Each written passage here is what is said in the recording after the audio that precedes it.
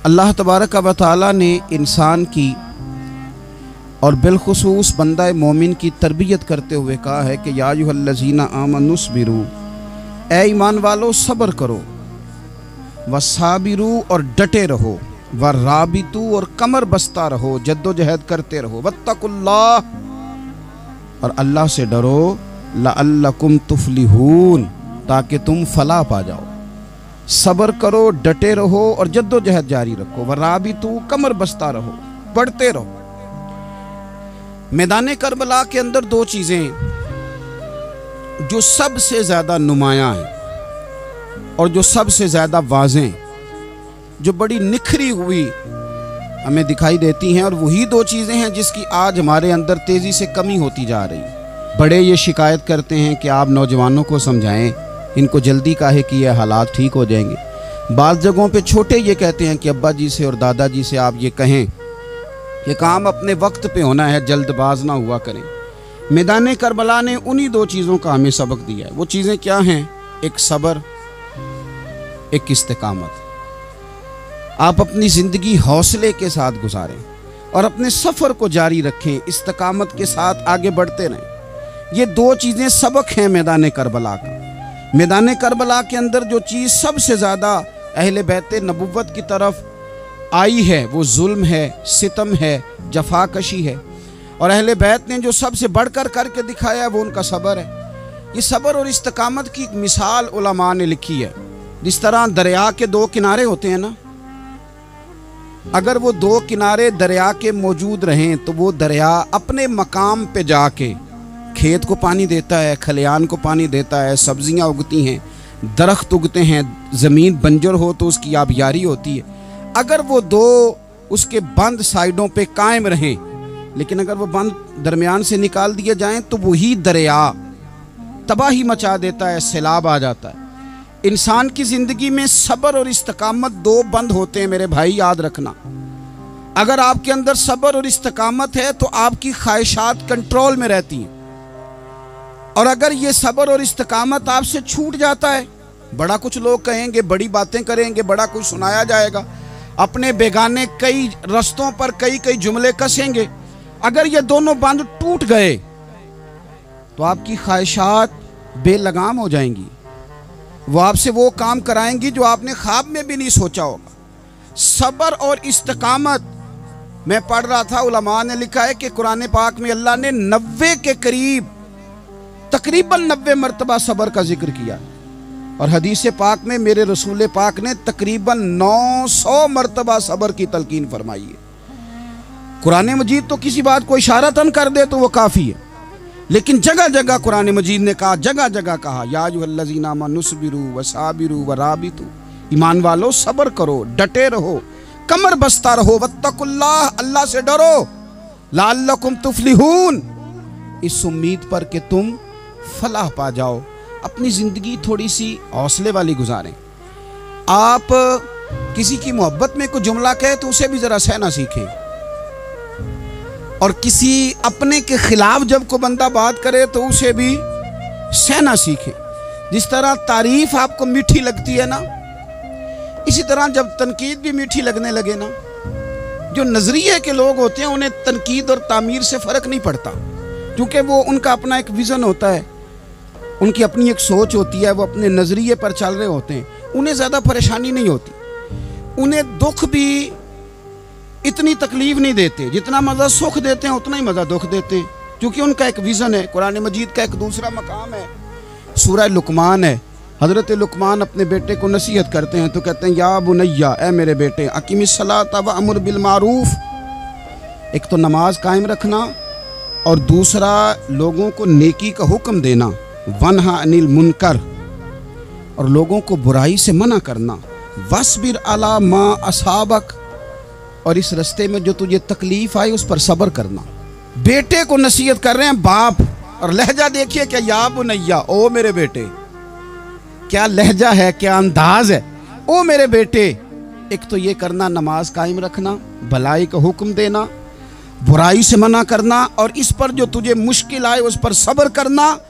और फिर क्या कहते हैं, कुरान मजीद का अंदाज देखिए, फरमाया इन्ना ज़ालिका मिन अज़्मिल उमूर, बेशक ये बड़ी हिम्मत वाले काम है। नेकी का हुक्म देना, बुराई से मना करना, नमाज पढ़ना और मुसीबत पर सब्र करना, ये हिम्मत वाले काम है पुत्र, हिम्मत वाले काम है। जरा डट के करना, बेहौसला ना होना। एक बुजुर्ग बैठे थे, अल्लाह के नेक बंदे भी थे और तिजारत भी करते थे, लाखों का कारोबार था।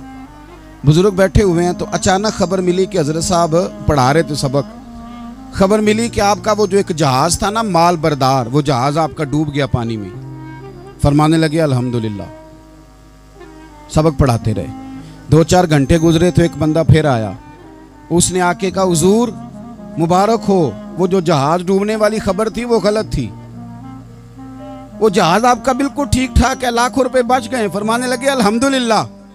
सबक उसी रूटीन से पढ़ाते रहे। पहली नुकसान की खबर आई तो फिर भी अल्हम्दुलिल्लाह, और दुख की खबर आई फिर भी अल्हम्दुलिल्लाह, सुख की आई तो फिर भी अल्हम्दुलिल्लाह। सबक अपनी रूटीन से पढ़ाते रहे, सफर जारी रहा, रुके नहीं। इख्तिताम हुआ तो तलबा कहने लगे हुजूर इतने बड़े नुकसान की खबर आई, जुमला ही कोई नहीं टूटा आपका, लफ्जों के अंदर कहीं हमने उतार चढ़ाव नहीं देखा, हुजूर चेहरे पर कोई परेशानी नहीं, और फिर इतनी बड़ी खबर मिली खुशी की, कोई आपकी आंखों में रोशनी नहीं आई, कोई हमने आपका चेहरा बदलते नहीं देखा, मामला क्या है? तो फरमाने लगे मामला एक ही है, दुख भी रब की तरफ से है, सुख भी रब की तरफ से है। तो दुख कबूल मोहम्मद बख्शा, राजी रहन प्यारे। अगर सारा कुछ उसी की जानब से है तो ये तो कोई बात ना हुई कि दुख आने पे बंदा कहे हो ये क्या बन गया। सुख आए तो बंदा के देखा मैंने मेहनत की थी तो कामयाब हो गया। इमाम अली मकाम रदी अल्लाह तआला अन्हु की फिक्र को समझ जाओ। जब वो मुस्तफ़ा करीम के कंधों पे थे फिर भी अल्हम्दुलिल्लाह, और जब उनका सर नेज़े की नोक पे था फिर भी अल्हम्दुलिल्लाह। किसी मकाम पर किसी जगह भी हुसैन इब्ने अली शिकवा करते नजर नहीं आते। सैयदना इमाम अली मकाम हर मकाम पे कहते हैं अल्हम्दुलिल्लाह अल्हम्दुलिल्लाह अल्हम्दुलिल्लाह। जब तक वो मस्जिद नबवी के मिंबर पर जलवा फिराज थे और जब तक जमाना हाथ बांधे उनके सामने खड़ा था फिर भी अल्हम्दुलिल्लाह, और जब उनके बच्चों के हाथों में जालिमों ने जंजीरें डाल दी तो फिर भी अल्हम्दुलिल्लाह। जब तक सूरज चांद भी सैयदा ज़ैनब के घर के करीब से गुजरते थे तो ज़रा थोड़ी नज़र हटा के गुजरते थे, मालिक फिर भी अल्हम्दुलिल्लाह।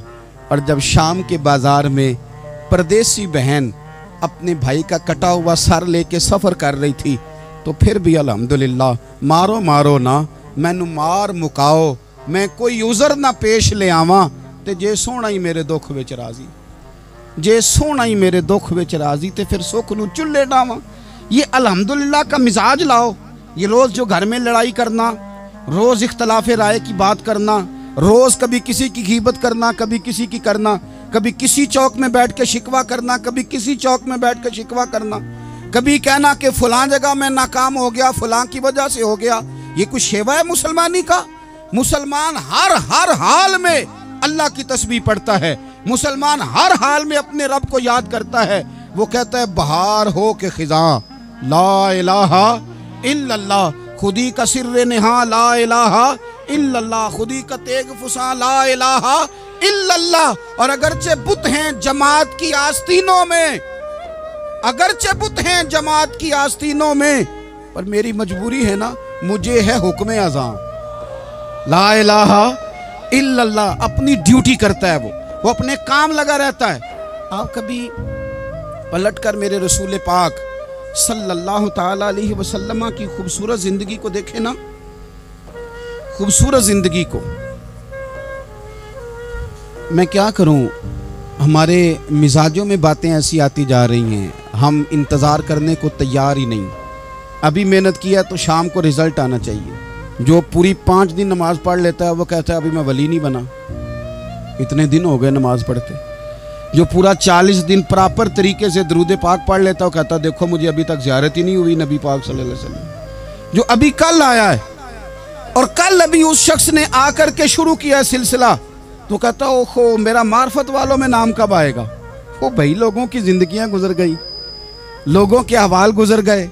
मैं बैठा था बुजुर्गों की खिदमत में, तो एक शख्स ने आके कहा हुजूर मैं आपके लिए सलाम लाया हूँ फलां अजीम हस्ती का, तो हज़रत साहब ने उसको थपकी दी, फरमाने लगे पुत्र मैं इन्ने जोगा नहीं, तेनू कोई भुलेखा लग गया है, मैं बदकार पुराना खादम, ओ मैं नहीं इस काबिल यार, ये तुझे गलती लग गई है, मुझे तो अपने अमाल का पता है, मैं मौजूद था और साहिबे इल्म व फजल बंदे के पास था। कहने लगे पुत्र मैं नहीं इस काबिल, मेहरबानी करना तू मेरे लिए दुआ कर, अल्लाह ताला मेरे ऊपर रहमत कर दे और कोई रास्ता खुल जाए। और सज्जनों सुनो, हजरत उमर फारूक जैसा बंदा, मेरे रसूल पाक सल्लल्लाहु अलैहि वसल्लम के गुलामों में मौला अली शेर खुदा का मर्तबा कौन जान सकता है?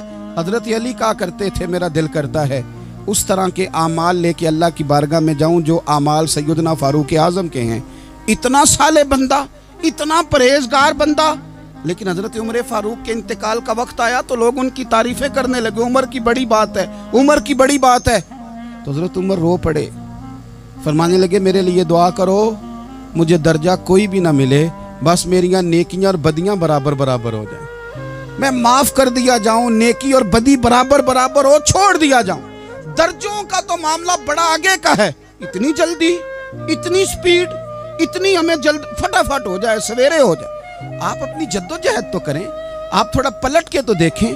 आप देखें कि लोग मैदानों में रहे, मैदानों में रहे, हजरत खालिद बिन वलीद मैदान में रहे, हजरत साद बिन अबी वकास मैदान में रहे, हजरत सैयदना अबू उबैदा बिन जर्रा मैदान में रहे। ये लोग हमेशा मैदानों में रहे, अपनी अपनी ड्यूटी करके चले गए। इस्लाम फैलता रहा, अपनी अपनी तरतीब से आगे जाता रहा, अपने अपने रंग में अल्लाह ताला लोगों को दीन की समझ अता करता रहा। जल्दी बड़ी है, बहुत जल्दी है, शार्ट दरवाज़ा चाहिए, सब्र ही कोई नहीं, इस्तिकामत ही कोई नहीं, फटाफट हो जाए। बहुत सारे लोग आके कहते हैं हजरत साहब नमाज तो पढ़ने लगा हूँ, रोज़ा तो रखने लगा हूँ, दाढ़ी भी मैंने रख ली है और आपके पास भी आता हूँ, अब कोई निगाह कर देना। तो मैं कहता हूँ ये जो नमाज आपने शुरू की है ये बगैर निगाह की हो गई है, ये जो आप आना शुरू हो गए हैं तो इसको आप निगाह नहीं समझते, और ये भी मेरी निगाह नहीं, परेशान ना हो जाइएगा, ये भी अल्लाह रसूल की निगाह ही है। ओ खुदा के बंदो, थोड़ा सा अपनी ज़िंदगी में सब्र और इस्तिकामत को लाओ, थोड़ा रास्ते पे चलना सीखो। और मैं आपको एक बात अर्ज करूं, हमारे सूफिया ने एक बारीक नुक्ता भी बयान किया। वो कहते हैं ये जो विसाल है ना, विसाल, ये तो इख्तिताम है, मुलाकात तो फना है, जो मिल गया वो तो गया, जिसकी मुलाकात हो गई वो तो गए थे ना जनाब मूसा मिलने, फिर क्या हुआ था? जिसकी मुलाकात हो गई वो तो गया। असल काम क्या है? असल काम उसके रास्ते में रहना है। असल काम तो ये है कि तू उस रास्ते पे है कि नहीं, जिस रास्ते पे तुझे खड़ा किया था, उन राहों का तू मुसाफिर है कि नहीं, तू नक्शे कदम तलाश कर, नक्शे कदम। एक शायर सीरत निगार भी थे, समझ लें उन्होंने सीरत निगारों को भी देखा, उशाक को भी देखा, रसूलुल्लाह के गुलामों को दीन की नौकरी करते भी देखा, 40-40 साल हदीसें पढ़ाते भी देखा, नबी पाक के नाम पे गली गली नगर नगर जाते आते भी देखा, हुजूर सल्लल्लाहु अलैहि वसल्लम की बातें करते देखा। तो किसी ने उनसे पूछा हुजूर तक रसाई भी हुई है? तो वो सरकार की बारगाह में मुखातब होकर कहने लगे तेरी मेराज, कि तू जाने कहाँ तक पहुँचा।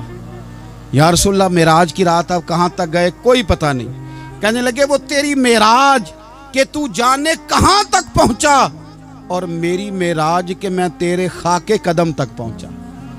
मेरे लिए तो इतना काफ़ी है कि महबूब वो जो तेरे कदमों से कभी गर्द लगती थी मदीने की, अगर मैं वहाँ तक चला जाऊँ तो मेरी तो मेराज हो गई, मेरा तो मामला हल हो गया, मैं यहाँ तक आ गया तो ख़त्म हो गई बात। थोड़ा सफ़र करें।